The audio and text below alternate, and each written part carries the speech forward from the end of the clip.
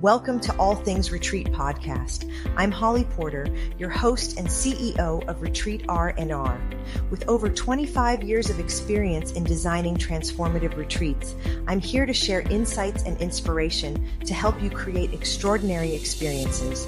Whether you're a pro or just starting out, you'll find valuable ideas here. Enjoy the ride. Let's dive in.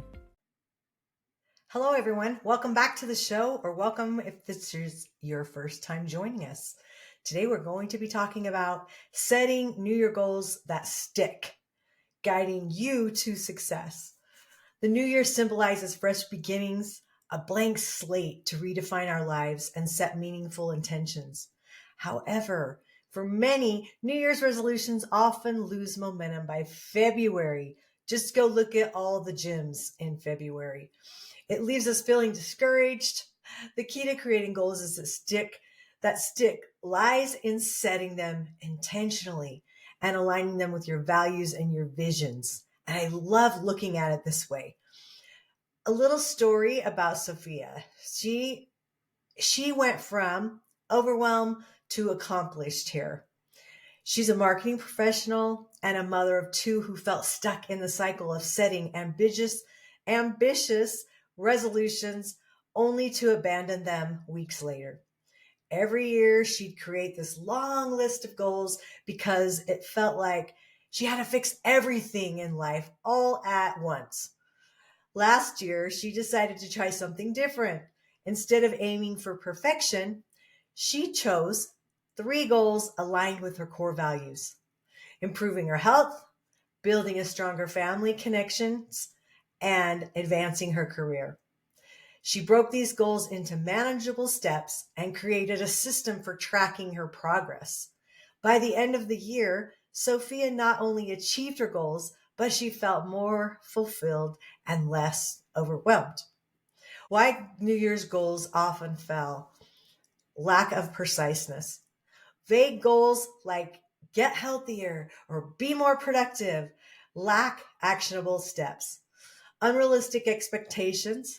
Setting overly ambitious goals can lead to burnout. No accountability. Without someone to hold you accountable, it's easy to lose focus. Forgetting the why. Goals without personal significance often lack staying power. Understanding these pitfalls is the first step to creating goals that will last. So let's talk about a few steps to setting goals and goals that stick. Number 1, reflect on the past year. Take time to evaluate your successes and challenges from the previous year, right? We learn from the mistakes we make, the goals we didn't meet. We learn from that, hopefully, and we want to do better. Review your past goals and ask yourself, what worked well? What didn't? And if they didn't, why not? What lessons can I carry forward? This reflection will help you create goals that build on your experience and create a better success rate. Number 2, identify your why. I know we hear that all the time. The why, the why, the why, the why. It's true though. If you don't have something that is created that you're moving forward towards that you want, then it's a little harder to set goals that are tied to a deeper purpose and are more likely to stick if they are tied to a why. So for example, instead of saying, I want to lose weight, focus on the why. How do you want to feel? I want to feel more energetic and I want to feel more confident. Number 3, use the SMART framework. Ensure your goals are specific, so they're clearly defined of what you want to achieve. They're measurable. They include metrics to track your progress. They're achievable, so you have to set realistic expectations. Imagine that. And that they're relevant, so align your goals with life's priorities.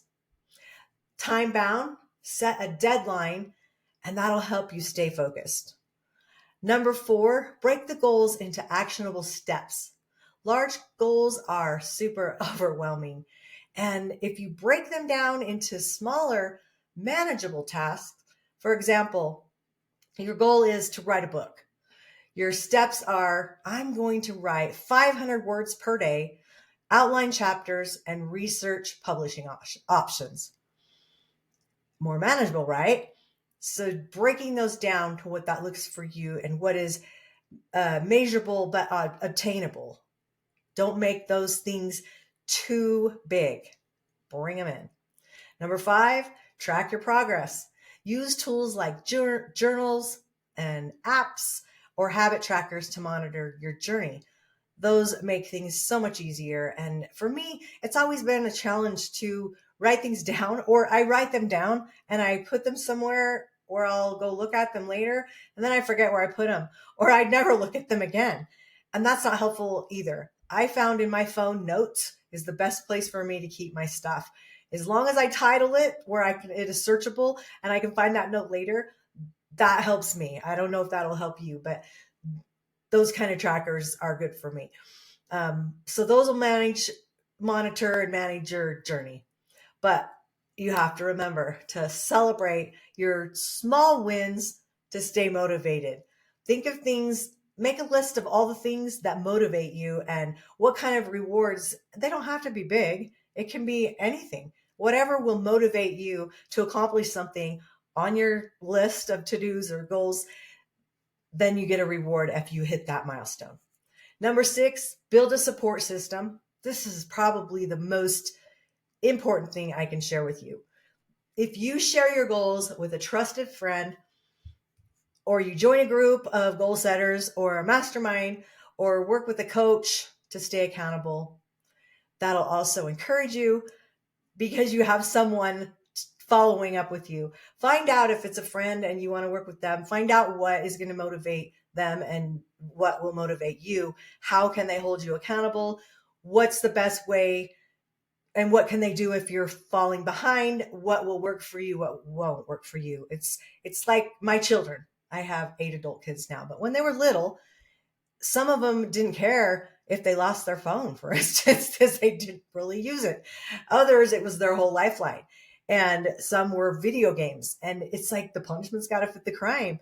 And so for yourself, if you think of what's going to not be a punishment, then it doesn't matter if you do it or not. You just got to hold to that different accountability level.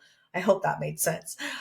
How goal setting retreat can help if you go to one. Okay. That's something that they have a lot of. For women like Sophia, the story I was sharing, attending a goal setting retreat can be a game changer. And why is because they have a focused environment. Retreats eliminate daily distractions, allowing you to concentrate fully on your goals because there's that downtime where you get to think about them, prepare. Expert guidance, learn strategies from professionals who specialize in the personal development arena. Community support, connect with like-minded women who inspire and motivate you. Sophia credits her success to a weekend retreat where she learned how to create actionable plans and stay committed throughout the year. Tips for goal setting at home. Create a vision board. I'm sure a lot of you have done those, are doing, or have planning on doing one. Visualize those goals by crafting a board with images, words, and affirmations that resonate with your aspirations. The other thing that's real easy is doing a digital. Go on to Canva. You can create a vision board on there, print it out or have it printed bigger, whatever works for you. And it's done. It's a lot faster, but throw a vision party if it's something that you like to do. Cut out of magazines, share tips with other women, have a party, throw a party and create something like that. You want to have images, words, affirmations that resonate with what your goals are, what your aspirations are. Include the pictures of places that you want to visit, for instance, quotes that inspire you, and symbols of what you hope to achieve. You could have something on there that only means something to you. It could be a photo with no words, just something that you know what that is. That's that goal. You know, that's what you're aspiring for, but nobody else has to know. And display it where you can see it. That's the biggest mistake I've made in the past doing vision boards, is not putting it where I see it every day. Like I would put it behind a door and then that door got left open all the time. So out of sight, out of mind. So put it right in front of you. Anyway, I have my desk set up in the middle of a room. And so if I want to see something every day, it needs to be in front of my monitors on the wall. And then I'm not going to miss it, right? Or on the outside of my door. So when I walk in and the door's open, it's right there in front of me. On the closet doors for me, because I have one of my bedrooms as my home office, right there. So I'm walking by it and I'm seeing it every day. And then look at it, make sure you're looking at it and reviewing it and reminding yourself. It's a great way to do that. Let's see, designate quiet time, dedicate an afternoon to brainstorming and writing down your goals. Before you even start, such as a goal list or a vision board, have the end in mind, what you want that to look like, and then you go back and you build it. So Stephen Covey always said, start with the end in mind. With this, I would apply that. Figure out what you want it to be, and then figure out the how, all in between. And the who can help you get to those goals and strive and create your team of people around you who are going to aspire you to accomplish those goals. Create a calming environment by lighting a candle if you're going to do this goal setting, writing them down and taking that meditation time or time out, or a weekend that you just want to chill. Shut your media off. That's my best advice for that, so that you won't get distracted, because it's so distracting. Play some soft music while you're doing that, sip on your favorite tea, and use that time to focus without all of the noise and distractions. And then explore what truly matters to you. When you write your thoughts down, it can provide clarity and deepen your commitment to your goals. Establish a ritual. Start each day reviewing your goals and planning your steps. This can be part of your morning routine, such as journaling about what you accomplished that day or saying affirmations out loud. Out loud is a much better way to do affirmations. You hear it. And when you hear it, it sinks in a little deeper. Regular revisiting your goals reinforces your commitment and helps you to stay aligned with your vision, even on busy days. And then celebrate your progress. Reward yourself for milestones, no matter how small. For instance, treat yourself to a special dinner after completing a major task, or indulge in a relaxing day off after a week of consistent effort. Whatever those rewards look like for you, have those set ahead of time so you know what those are going to be, and aspire to reward yourself with those rewards. It also reinforces the positive habits that you're building. So looking ahead, setting New Year goals that stick requires more than just wishful thinking. It's about intentionally planning and connecting your goals to your values. Whether through a retreat, personal reflection, or a structured planning, you can make this year one of growth and accomplishment. Like Sophia, you have the power to redefine your approach and achieve meaningful success.